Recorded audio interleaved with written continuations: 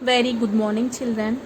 Uh, Yesterday and before yesterday, we have studied about some basic points according to the chemical equations. For this, first we have studied changes around us. In that, we have taken chemical changes. So, for that chemical changes, we are going to write chemical equations now. So, up to here, I think you got some idea. And we have studied about how to name the compound molecules, how to give chemical formula for compound molecules, those we have studied before class. So we have observed how to give chemical formula for calcium oxide, we have studied yesterday. So next we are going to continue with our regular lesson. So in this lesson, first we will start with chemical equations. In that, once again I am going to take chemical change. Once again I am going to start like that. So we have already observed and we have already learned about this, but now I am again taking children chemical change. Once again I am repeating you, I am revising you once again. So see children, the original substance would be changed here. Nature of the original substance would be changed and new substances are formed with properties completely unlike. So in this chemical change, new substances will form and the properties of new substance are unlike to original. So that we got, that is chemical change. So new substances will form and the properties of new substances are unlike to original. So like that, here we are going to see about chemical changes. Let us see how to understand. How can we understand? How do we know the chemical reaction has taken place? So for that, first we need to take some activities. In textbook they have given some activities. So from that, children, I am taking activity 1. So in this activity 1, so take about 1 gram of quicklime calcium oxide in a beaker, add 10 ml of water to this. So that is the reaction taking place here. Should understand children, calcium oxide, they doesn't given any chemical formula. We are going to write chemical equations in further classes. So that's why I have discussed about all those chemical formulas. So in the chemical equations, I have explained you the symbols of elements and the rules to follow the writing of chemical equations, and chemical formula for different compounds also I have explained with criss-cross method. So here they have given directly calcium oxide. So we have find out that in the previous class we have find out that chemical formula for calcium oxide CaO we have find out. So like that we find. Then I am going to start with activity 1 now. So in this activity 1, I am taking first activity 1 gram of quicklime plus 10 ml of water. So calcium oxide plus water gives rise to, we need to read like this children, gives rise to calcium hydroxide. So here water molecule mixes with calcium oxide, will get calcium hydroxide and heat energy released. In 2 terms I want to explain you children, endothermic and exothermic reaction. So this is also most important children in this. So while the reaction taking place, if the heat energy releases, then are liberated, also we can call liberated, those type of reactions are called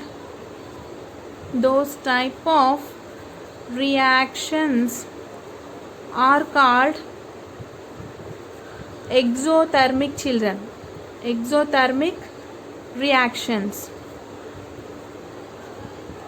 While the reaction taking place, when the reaction taking place, if the heat energy releases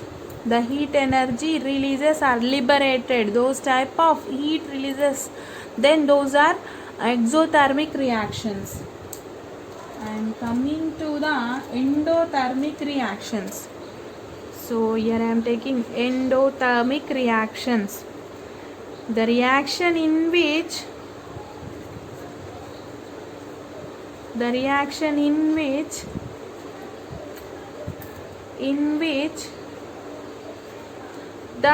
heat energy absorbed by the reactants, those type of reactions are called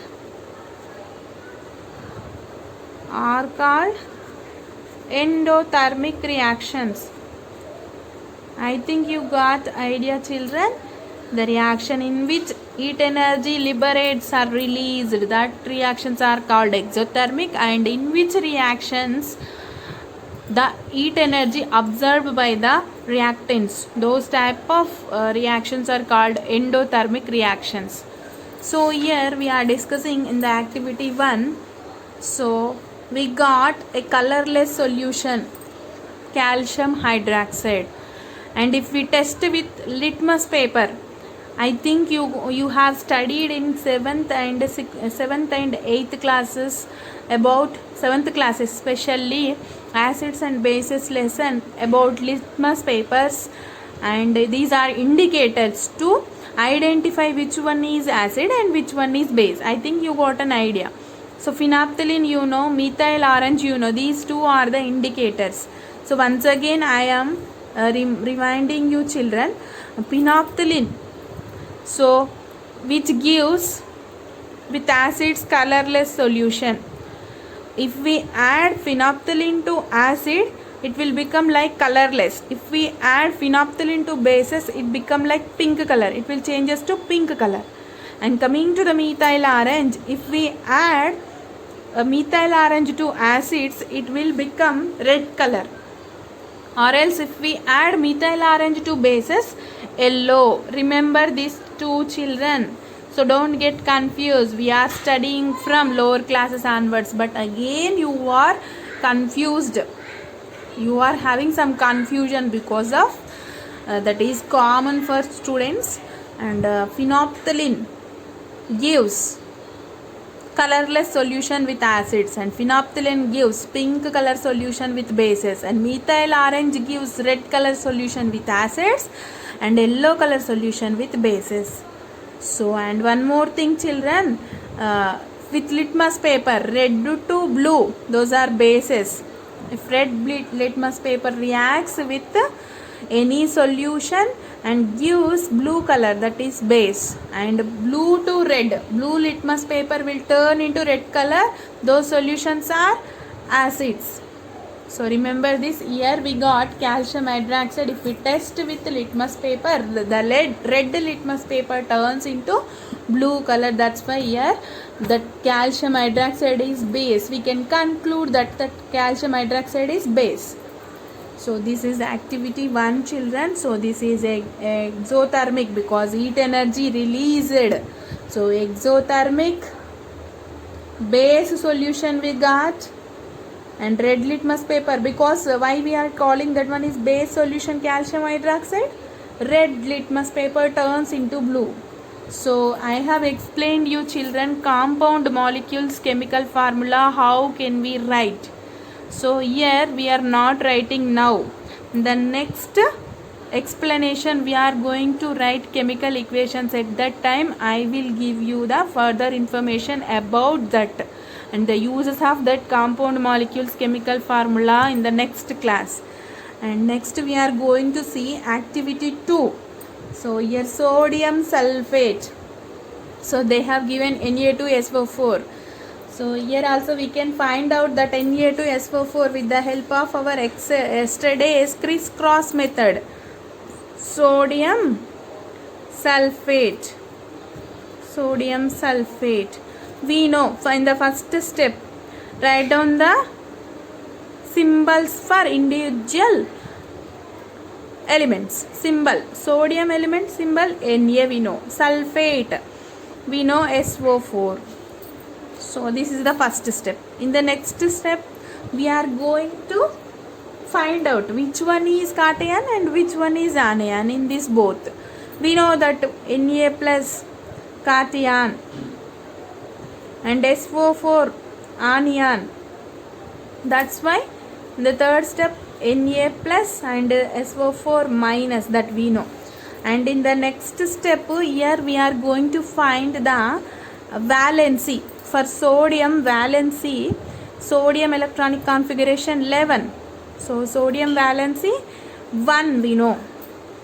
And coming to the SO4 minus 2, from the yesterday's explanation I am writing SO4 sulfate has minus 2 valency. So here in the next step the HCF of these two numbers is 1 only, so no need to find out any HCF. Then interchange valency numbers now. So we can get Na2SO4 1. So here 1 means we can neglect. So Na2SO4 is the chemical formula for sodium sulfate. Like that here they have given. So like that barium chloride also we can find out. Take about 100 ml of water in another beaker here. One more children. 1s2, 2s2, 2p6, then 3s1. Here 1 electron for getting neon configuration. For getting neon 10 configuration, sodium will lose. Sodium will get plus 1 valency number and become as cation, positively charged cation, like that. Coming to the barium chloride also we can find out the chemical formula. Here two substances they have given and those two substances reacts with water. First they have explained sodium sulfate plus 100 ml of water. So then what will releases? So that is sodium sulfate is a strong electrolyte. About these electrolytes we have studied in 8th class. So take children, here I am taking activity 2 now. So in the textbook they have given activity 2. First, sodium sulfate. I have explained how to find out sodium sulfate formula. So sodium sulfate formula Na2SO4 we know, plus 100 ml water. Like this we can write electronic chemical equations like this. So we know that Na2SO4 is a strong electrolyte and we mix with 100 ml of water, it will dissociate into Na2 Na sodium ions and sulfate ions. Like that these are dissociates, and these two ions at that time the heat energy will also release. Heat energy will release. That means here the sodium sulfate reacts with water will liberates some heat energy. So that is it is exothermic releases. So that means exothermic reaction.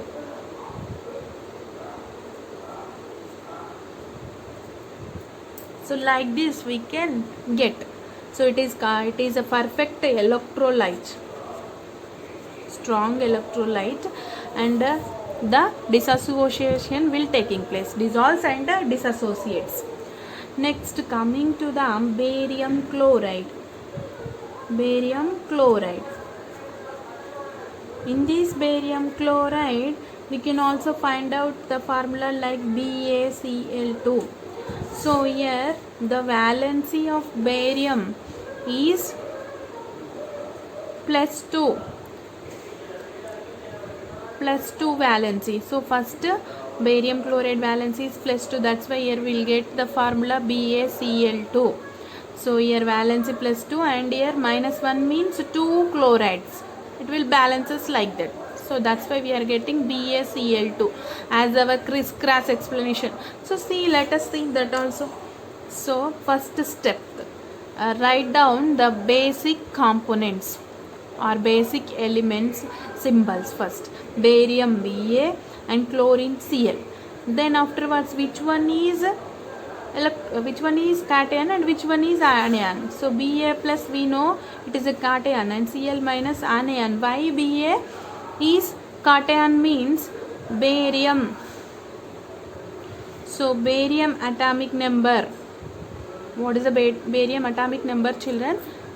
So see children, here barium atomic number 56 and the nearest we can also write electronic configuration, but the easy way is to compare with nearest noble gas element. We know helium, neon, argon, krypton, xenon. These are the noble gas elements. 2, 10, 18, 36, 54. So the nearest noble gas element to barium is 54 atomic number xenon. That's why it is having more than 2 electrons to xenon. That's why it will loses 2 electrons and become as cation. So valency is, barium valency number is 2. So +2 valency. That's why here we will get in the third step Ba +2. And coming to the chlorine, we know chlorine atomic number 17. It will gains 1 electron and gets argon configuration. So for this purpose it will gain 1 electron and it will become as anion, negatively charged anion. And here chlorine atomic number chlorine valency number here -1. And coming to the fourth step, here no need to take HCF because 2 and 1. The common factor is 1 only. So I am interchanging the valency numbers like this. So here we will get BaCl2 is the barium chloride formula. Barium chloride formula is BaCl2 here. I think you got this point, children. So likewise we will take next barium chloride reacts with water. So BaCl2 reacts with water, 100 ml water. So here what we will get, this is slightly endothermic. And here also dissociation taking place. Ba plus ions and Cl minus ions. So 2 Cl minus ions will get 2 Cl minus and Ba plus. Here coming to the sodium sulfate, 2 Na plus ions and 1 SO4 minus 2 ion, like that dissociation taking place. Here coming to the barium chloride reacts with 100 ml of water, 2 barium molecules and 2 chlorine molecules. 1 barium ion and 2 chlorine ions will dissociate. Like that separation taking place. So while coming to these two solutions, so in that completely dissolved, ions will be dissociate like this. Ions will be divided like this in that aqueous solution. Aqueous we need to know, children, here aqueous solution means aqueous solution. So completely dissolved solution. That one is called as completely dissolved solution. And coming to the complete explanation, complete definition about these aqueous solutions. Here I wrote children. Aqueous is a term used to define the system that involves water. Here water is the solvent. The substance completely dissolves in water is denoted by writing aqueous. So complete dissociation taking place and complete mixture will form. Aqueous solution will form. Not dissociation, complete dissolved solution. Here water is the solvent. Aqueous solution means dissolving into water. Water is the solvent, complete dissolution. And coming to the precipitate, when some substances are not dissolved in water and they are showing their substances, that type of substance is called as here precipitation. Not completely dissolved substance is called precipitate. So here again we are adding Na2SO4 solution. So here breaking down takes place and BaCl2 solution. So these two solutions, dissolved and dissociated solutions, these two are. So here double replacement will taking place. So two Na plus ions and 2 Cl minus ions will form 2 NaCl and barium sulfate separately. This is the white precipitate, white color precipitate. So precipitate children we got here, and this is the aqueous solution we will get. Aqueous solution. So I think you got these points. Aqueous solution means completely dissolved in water, and precipitate means which does not dissolve in water. Precipitate. So here precipitate solution and aqueous solution we got two terms, and exothermic, endothermic I explained children. An insoluble substance is known as precipitate. So aqueous solution and precipitate. Precipitate is an insoluble solution, insoluble substance is called here precipitate. And aqueous solution I have explained you previous only. About aqueous solutions I have explained you in the previous explanation only. That is this. Aqueous means completely dissolved solution. No substance is there, indissolved substances are not there. Completely dissolved one is aqueous solution, and some substances are insoluble. That is called as an insoluble substance is called as an precipitate. So this is about precipitate and aqueous solution. And here this is barium chloride. This is endothermic, slightly endothermic. That means heat energy absorbs. And coming to the Na2SO4 dissolved in water and dissociation taking place there, that is exothermic. Heat energy will releases. So like that we can observe the mixtures. So from the activity 1 we understood about acids and bases and exothermic and endothermic. From activity 2 we got information about aqueous solution and precipitate. So these are all the activities useful for the different terms, aqueous, precipitate. We got an idea from these two activities. From activity 1 we got idea on exothermic and endothermic, and from activity 2 we got idea on precipitate and aqueous solution. How the double displacement will taking place, and how the new solutions will form from two different solutions. So that is information about the activity 1 and activity 2 children. So while coming to the activity 3, so here take a few zinc granules in a conical flask here, and in this conical flask zinc granules are the solid substances we are taking, and in the diluted HCl we will add to that hydrochloric acid. we are adding. So then conical flask will release one gas, hydrogen gas. So how can we conclude that one as hydrogen gas? While we are checking with fire, it will stop. Fire will stop means there is a hydrogen gas. There is a hydrogen gas, and if we touch the flask with our hands, that is somewhat hot. So that's why this reaction is exothermic reaction. We can conclude that here hydrogen will stops fire and oxygen will supports to fire, that we know. So this gas is hydrogen gas, releases from HCl reacts with zinc.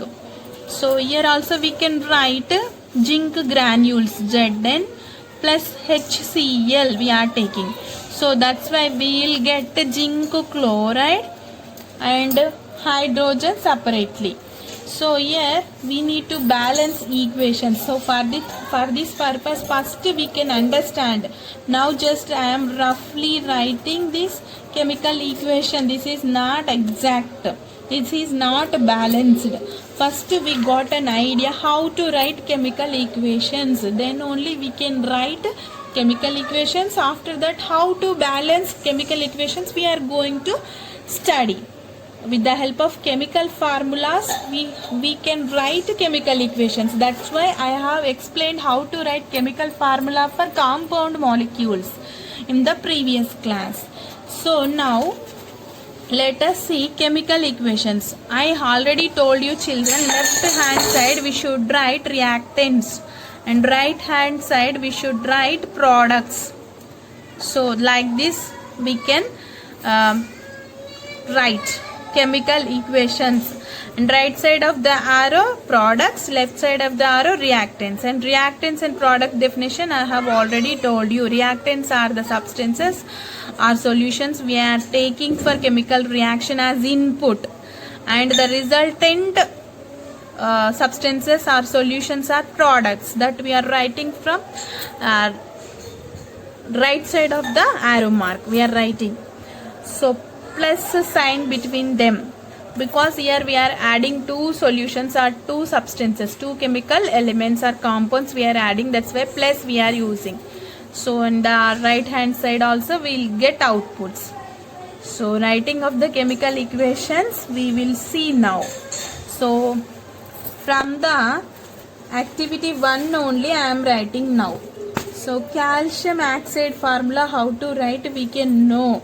So I am writing calcium oxide plus water equation. So for this we can get calcium hydroxide. So like this we can write. So compound formed by the reactions of these two compounds is calcium hydroxide. Like this we can write activity 1 reaction is this one. So chemical equation. See children, now I am going to start with writing chemical equations. A compound is written by giving its chemical formula, which lists the symbols of constituent elements and uses the subscription to indicate the number of atoms of each element, that we have discussed in that crisscross method children. So element present in the compound we can write with the subscriptions. So like that we can write chemical equation for this calcium oxide plus water gives rise to calcium hydroxide. This one is calcium hydroxide. So like that we can write chemical equation. So first we need to, so that's why first we need to understand how to write calcium oxide compound formula and water compound, water molecule formula. Like that we can conclude and we can write. So next I am taking another example, which one we have done as activity 2. Sodium sulfate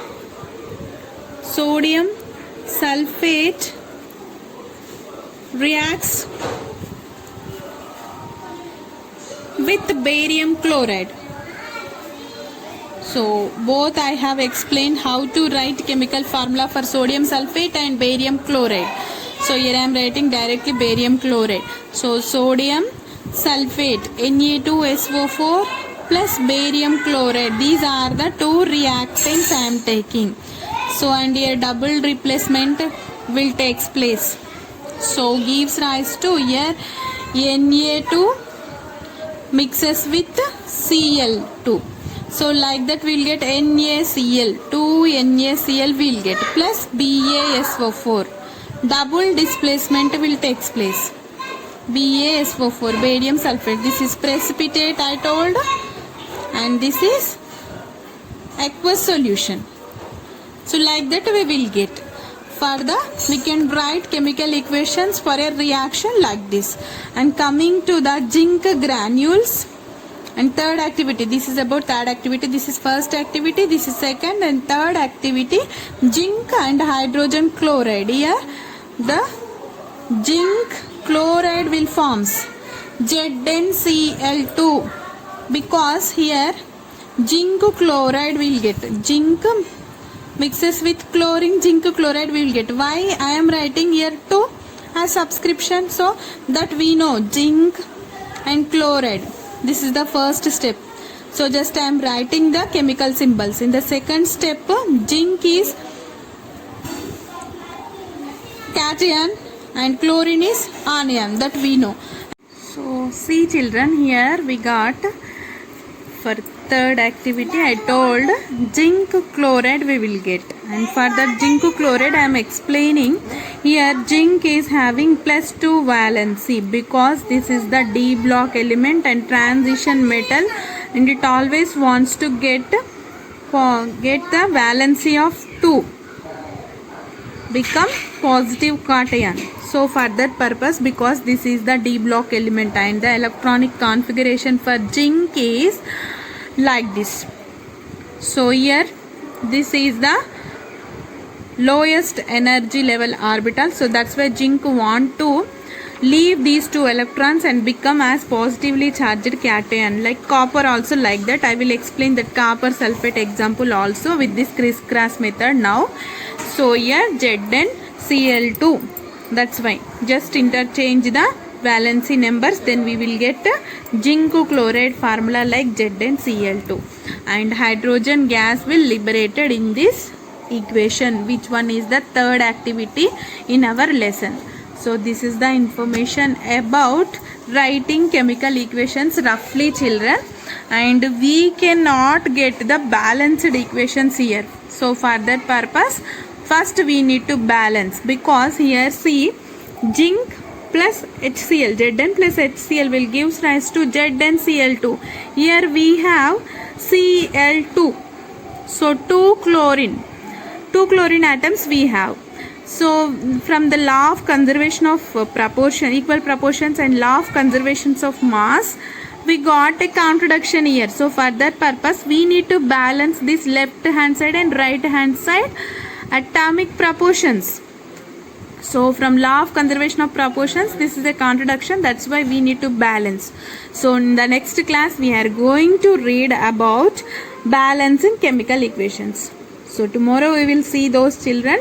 Thank you for a nice class with you.